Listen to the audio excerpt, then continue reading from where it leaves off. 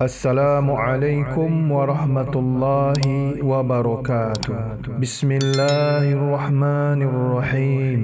Alhamdulillahi rabbil alamin. Hamdan kathiran tayyiban mubarakan fih. Wassalatu wassalamu ala imamil awwalin wal akhirin. Nabiyyina Muhammadin wa ala alihi wa sallim tasliman kathiran ila yaumiddin. Kisah Ashabul Ukhdud, orang-orang beriman yang dibakar hidup-hidup di dalam parit.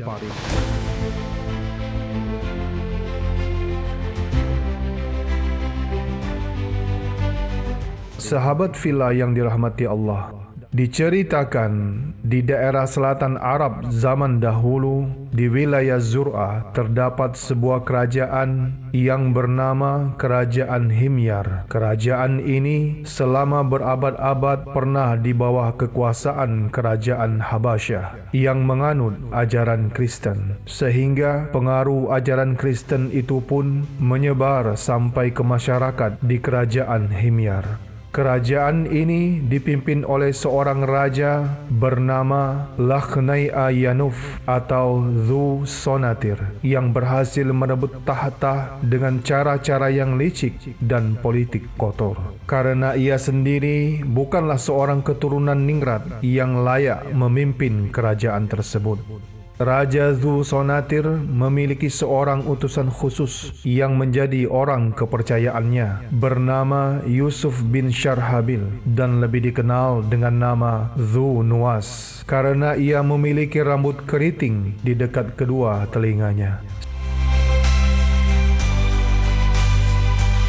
Sekitar tahun 517 Masehi, Dhu Nuwas melakukan pemberontakan terhadap tuannya Dhu Sonatir dan ia berhasil menjadi raja Kerajaan Himyar. Ia pun mengganti agama resmi kerajaan kembali kepada agama pagan yang menyembah dewa-dewa. Padahal sebelumnya di bawah pemerintahan Dhu Sonatir, agama Yahudi adalah agama resmi kerajaan. Dhu Nuwas sangat anti dengan agama monoteisme. Oleh karena itu, ia selalu memerangi para pengikut agama Yahudi dan juga pengikut agama Nasrani. Sementara di sisi lain, ia sangat dekat dengan Imperium Sasania, sebuah kekaisaran yang berpusat di Persia atau Iran yang memeluk agama Majusi. Dhu Nuwas adalah raja yang sangat bengis dan bertangan besi. Ia tidak mentolerir apabila ada rakyatnya yang memeluk agama Yahudi ataupun Nasrani, karena baginya itu adalah sebuah pengkhianatan terhadap negara dan wajib dihukum seberat-beratnya.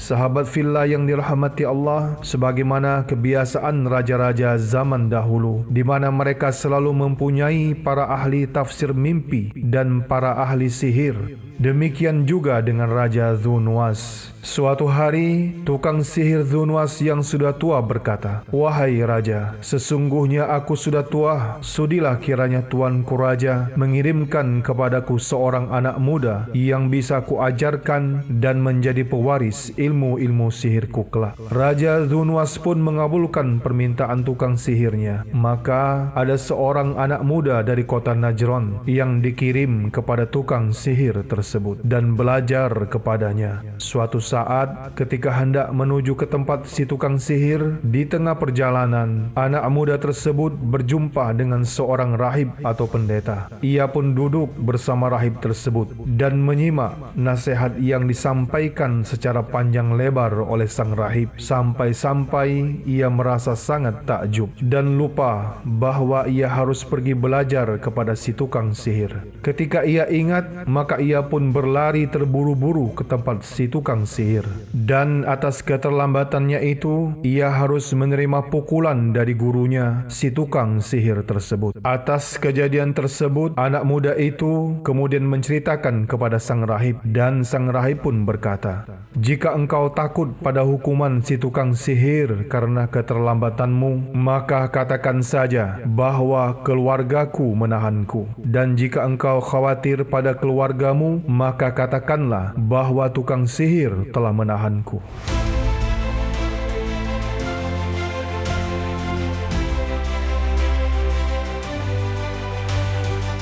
Sahabat fillah yang dirahmati Allah, pada suatu hari ketika anak muda itu dalam suatu perjalanan dan tiba di suatu tempat, ia melihat seekor binatang yang sangat besar yang menghalangi jalan, sehingga orang-orang sampai tertahan karena tidak berani melewati binatang besar tersebut. Anak muda itu pun berkata dalam hatinya, pada hari ini aku harus membuktikan mana yang lebih baik antara penyihir dan rahib itu. Ia pun mengambil sebuah batu, kemudian berkata, "Ya Allah, apabila rahib itu lebih engkau cintai daripada tukang sihir itu, maka bunuhlah binatang ini, sehingga orang-orang banyak dapat berlalu." Lalu ia melempar binatang tersebut dan seketika binatang itu pun mati, dan orang-orang bisa lewat jalan itu dengan aman. Kejadian tersebut ia ceritakan kepada sang rahib, dan sang rahib pun mengatakan, "Wahai anakku, saat ini engkau lebih mulia dariku. Engkau sudah sampai pada tingkat yang tinggi yang sesuai dengan apa yang aku lihat. Sesungguhnya engkau akan mendapatkan banyak cobaan, dan ketika saat itu terjadi, maka janganlah engkau menyebut namaku." Setelah kejadian tersebut, anak muda itu memperoleh anugerah dari Allah berupa kemampuan menyembuhkan orang-orang yang buta, orang-orang yang berpenyakit kulit, dan berbagai penyakit lainnya. Berita tentang kemampuan anak muda itu menyembuhkan berbagai macam penyakit sampai ke telinga salah seorang sahabat Raja Zunuwas yang telah lama buta. Saat bertemu dengan anak muda itu, ia berkata, "Wahai anak muda, semua harta benda ini akan menjadi milikmu apabila engkau bisa menyembuhkan penyakit butaku ini." Anak muda itu pun menjawab, "Sesungguhnya aku tidak dapat menyembuhkan seorang pun. Hanya Allah semata yang mampu menyembuhkanmu. Jika engkau mau beriman kepada Allah, maka aku akan berdoa kepadanya supaya engkau bisa disembuhkan." Mendengar perkataan anak muda itu, sahabat raja yang buta itu pun beriman, dan atas izin Allah ia pun sembuh dan bisa melihat lagi. Hatinya sangat gembira. Kemudian ia pergi mendatangi raja. Raja Zunuwas pun terkejut melihat sahabatnya bisa melihat lagi. Lantas ia bertanya, "Siapa yang menyembuhkan penglihatanmu?" Sahabatnya menjawab, "Allah, Tuhanku." Zunuwas tersentak kaget dan bertanya, "Apakah engkau mempunyai Tuhan selain aku?" Sahabatnya pun berkata, "Tuhanku dan Tuhanmu itu sama, yaitu Allah." Raja Zunuwas sangat murka. Ia memerintahkan prajuritnya untuk menangkap dan menyiksa sahabatnya itu. Sampai akhirnya ia menceritakan tentang anak muda yang menyembuhkan penyakit butanya.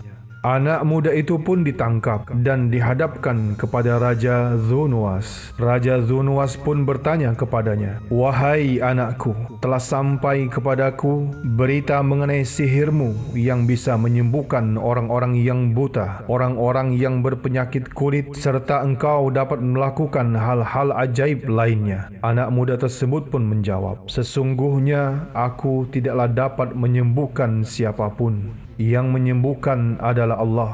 Mendengar hal itu, Raja Zunuwas naik pitam. Anak muda itu pun disiksa dan disuruh mengakui siapa gurunya. Tapi anak muda itu terus bertahan untuk tidak menceritakan tentang siapa gurunya. Namun dengan berbagai cara, akhirnya diketahui juga siapa guru anak muda tersebut. Maka ditangkaplah sang rahib oleh para pengawal Raja Zunuwas. Di hadapan sang rahib, Raja Zunuwas berkata, "Kembalilah pada ajaran nenek moyang kita." Tapi rahib itu menolak dengan tegas. Akibat penolakannya itu, sang rahib pun dihukum mati dengan cara digergaji kepalanya hingga terbelah dua. Demikian juga dengan sahabat Raja Zunuwas. Saat dipaksa untuk kafir, ia menolak keras, walaupun harus mengalami nasib yang sama dengan sang rahib. Saat tiba giliran si anak muda yang dipaksa untuk kafir oleh Raja Zunuwas, ia juga menolak dan bertahan pada keimanannya. Kemudian anak muda itu diserahkan kepada pasukan raja. Raja Dzunwas pun berkata, "Bawalah anak ini ke puncak gunung itu. Jika kalian telah sampai di puncaknya dan anak ini masih tetap pada agamanya, maka lemparkan ia dari puncak gunung tersebut. Tapi jika ia mau kembali kepada agama nenek moyang kita, maka bebaskanlah ia." Anak muda itu pun dibawa ke puncak gunung dengan kawalan ketat para prajurit istana. Dalam perjalanan, anak muda itu berdoa, "Ya Allah, lindungilah aku dari tindakan mereka."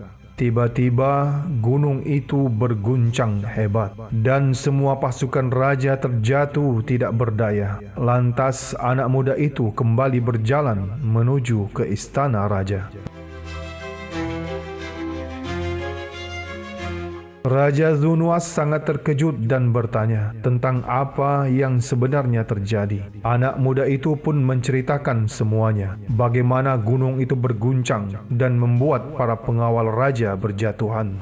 Mendengar perkataan anak muda itu, Raja Dzunwas bukannya sadar, akan tetapi justru kian murka. Ia memerintahkan agar anak muda itu dibawa ke tengah lautan untuk ditenggelamkan. Mereka pun membawanya dengan perahu menuju lautan. Namun, seperti sebelumnya, sesaat setelah anak muda itu berdoa, perahu para pengawal itu terbalik dan menenggelamkan para pengawal raja semuanya. Sementara anak muda itu kembali dalam keadaan selamat. Ia pun berkata kepada raja, "Wahai raja, engkau tidak akan bisa membunuhku sampai engkau memenuhi syaratku."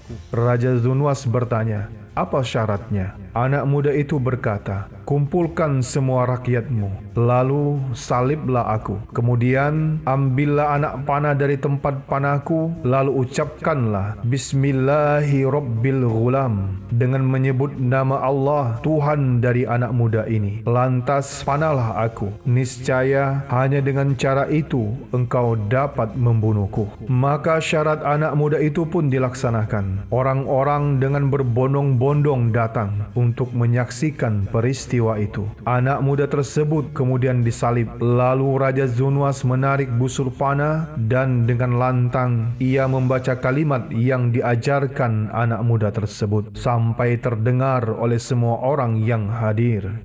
Bismillahirrabbilghulam dengan menyebut nama Allah, Tuhan dari anak muda ini. Dan melesatlah anak panah tersebut tepat mengenai pelipis anak muda itu. Maka ia pun syahid. Melihat kejadian itu, rakyat yang berkumpul di tempat tersebut berteriak serentak dengan keras, "Kami beriman kepada Tuhan anak muda itu. Kami beriman kepada Tuhan anak muda itu." Raja Dzunwas yang melihat kejadian tersebut sangat terkejut. Ia tidak menyangka rakyatnya akan berbalik beriman kepada Tuhan anak muda itu. "Sepertinya apa yang selama ini engkau khawatirkan telah terjadi. Rakyatmu dari kota Najran ini telah meninggalkan agamamu. Sekarang mereka beriman kepada Allah, Tuhan anak muda yang kau bunuh itu." Seseorang berkata kepada Raja Dzunwas. Sesaat kemudian, Raja Dzunwas memerintahkan para prajuritnya untuk menggali parit yang panjang dan dalam. Kemudian mereka memasukkan begitu banyak kayu bakar ke dalamnya. Tidak beberapa lama kemudian, berkobarlah api yang sangat besar, menjilat ke sana kemari seakan-akan ingin mencengkeram siapapun yang berada di dekatnya. Raja Dzunwas lantas berkata dengan suara keras, "Siapa saja yang tidak mau kembali kepada agama nenek moyangnya, maka lemparkanlah ia ke dalam parit itu." Maka satu persatu orang-orang yang tetap memegang teguh keimanannya itu menghadapi kematian sebagai syahid, terbakar api dalam parit tersebut. Sampai ketika ada seorang ibu dan bayinya yang digiring untuk masuk ke dalam kobaran api yang mengerikan itu. Selintas terbit ketakutan dalam hati sang ibu. Terlebih lagi memikirkan nasib sang bayi dalam pelukannya itu. Tiba-tiba bayi itu dengan izin Allah dapat berbicara, "Wahai ibuku, jangan takut dan bersabarlah, karena sesungguhnya engkau di atas kebenaran." Mendengar penuturan bayinya tersebut, sang ibu tanpa ragu-ragu terjun ke dalam parit api itu. Dan seketika mereka berdua syahid bersama orang-orang yang beriman lainnya.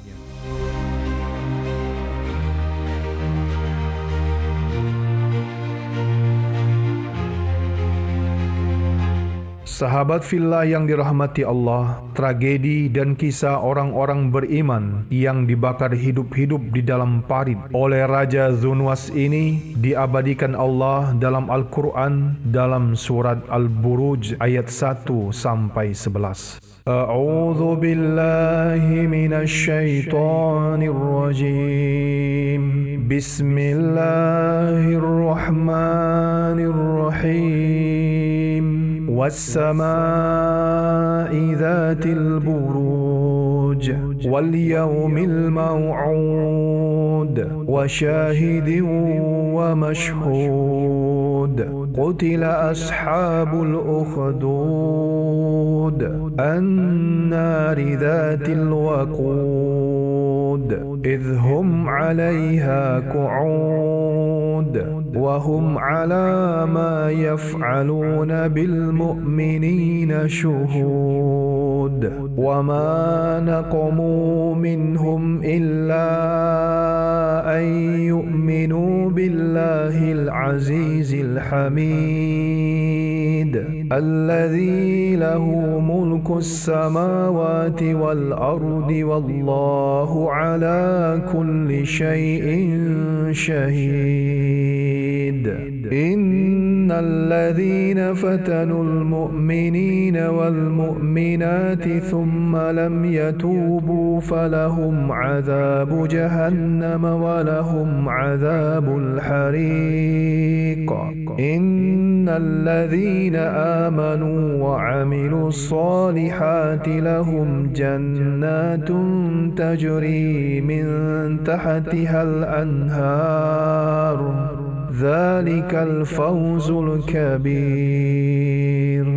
Artinya, demi langit yang mempunyai gugusan bintang, dan demi hari yang dijanjikan, demi yang menyaksikan dan yang disaksikan, binasalah orang-orang yang membuat parit, yaitu para pembesar Najran di Yaman, yang berapi, yang mempunyai kayu bakar. Ketika mereka duduk di sekitarnya, sedang mereka menyaksikan apa yang mereka perbuat terhadap orang-orang mukmin, dan mereka menyiksa orang-orang mukmin itu hanya karena orang-orang mukmin itu beriman kepada Allah yang Maha Perkasa, Maha Terpuji, yang memiliki kerajaan langit dan bumi, dan Allah Maha menyaksikan segala sesuatu. Sungguh orang-orang yang mendatangkan cobaan kepada orang-orang mukmin laki-laki dan perempuan, lalu mereka tidak bertobat, maka mereka akan mendapat azab jahanam,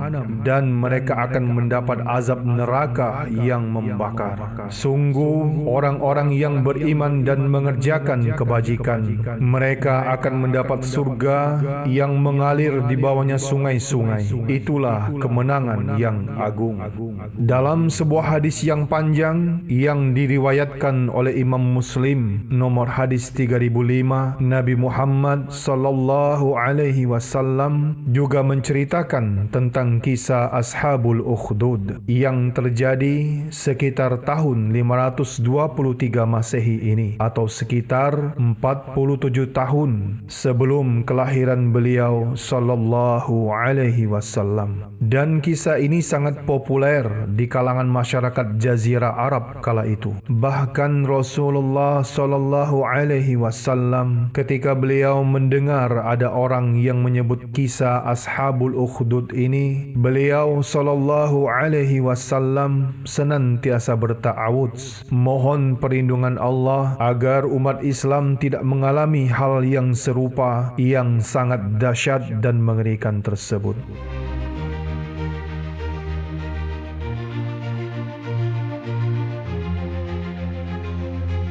Sahabat fillah yang dirahmati Allah, dari kisah ini kiranya ada beberapa hikmah dan pelajaran yang bisa kita ambil. Di antaranya adalah tentang keteguhan hati dalam keimanan. Walaupun dicoba dengan ujian yang sangat berat, bahkan oleh kematian sekalipun, hendaklah keimanan itu dipertahankan sampai kapanpun. Dalam kisah ini juga kita bisa melihat adanya karomah kewalian, sebagaimana anak muda yang setelah beriman dengan tauhid yang sebenarnya, dengan izin Allah ia bisa menyembuhkan orang-orang yang sakit, dan tidak seorang pun yang mampu menyakitinya kecuali atas kerelaan dirinya sendiri. Sebagaimana ketika ia menawarkan diri untuk dibunuh oleh si raja karena ia melihat bahwa dengan kematiannya justru ribuan orang pada akhirnya menjadi beriman kepada Allah. Di kisah ini juga kita bisa mengambil pelajaran tentang keteguhan iman seorang ibu dan bayinya yang dapat berbicara, yang tidak takut menghadapi kematian karena cintanya kepada Allah Ta'ala.